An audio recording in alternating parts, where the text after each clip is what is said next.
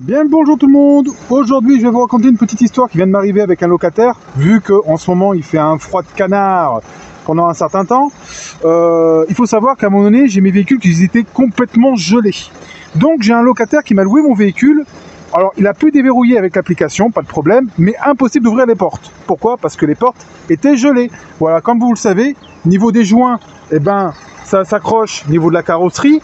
Et automatiquement, le locataire ne pouvait plus ouvrir la voiture. Donc, il m'a appelé en me disant « Oui, j'ai bien déverrouillé le véhicule, mais je ne peux pas ouvrir la porte, elle est gelée, etc. etc. » Donc, si vous, en tant que propriétaire, vous avez le même problème que moi, que vous garez vos véhicules à l'extérieur et qui vous fait un froid de canard, donc il faut compter à 0 ou moins, automatiquement, des fois, les joints vont se coller à la porte et les locataires ne pourront pas ouvrir. Pour résoudre ce problème, j'ai deux solutions.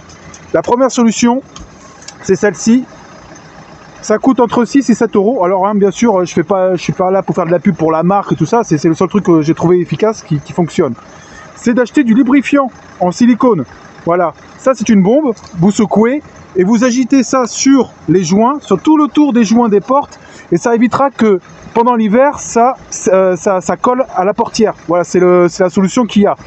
Il faut savoir que, bon, c'est efficace, on va dire qu'une année. Donc il faut le faire en début d'hiver. Comme ça fonctionne tout l'hiver et après ça va sécher pendant l'été, etc. Il faudra que vous le remettiez.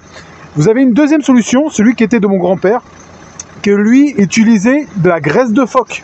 Donc je vous mettrai un lien. C'est des petites boîtes avec de la graisse intérieure. Soit vous le prenez avec le doigt et vous étalez pareil, vous l'étalez sur les jointures. Et ça dure très longtemps. Ça peut durer jusqu'à 3 ou 4 ans. Le seul inconvénient de ça, c'est quand vous utilisez de la graisse de phoque, c'est que l'été, ça attrape la poussière et toute la merde. Donc ça colle, c'est le niveau des joints. Donc c'est pour ça que j'ai une préférence pour ça, même si je dois payer 6 ou 7 euros une fois dans l'année, et au moins, voilà, je sais qu'à partir de l'été, ça sera sec et il faudra que j'en remette.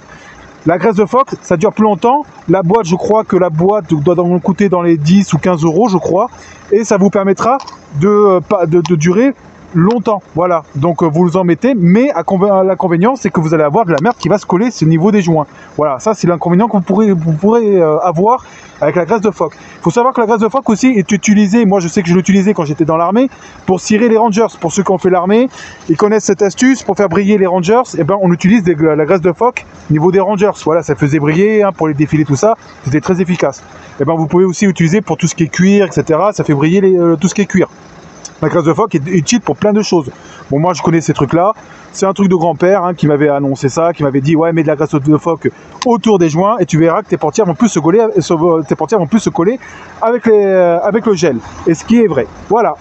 Sur ce, j'espère que cette vidéo vous a plu et je vous dis à très bientôt pour une prochaine vidéo. Allez, au revoir.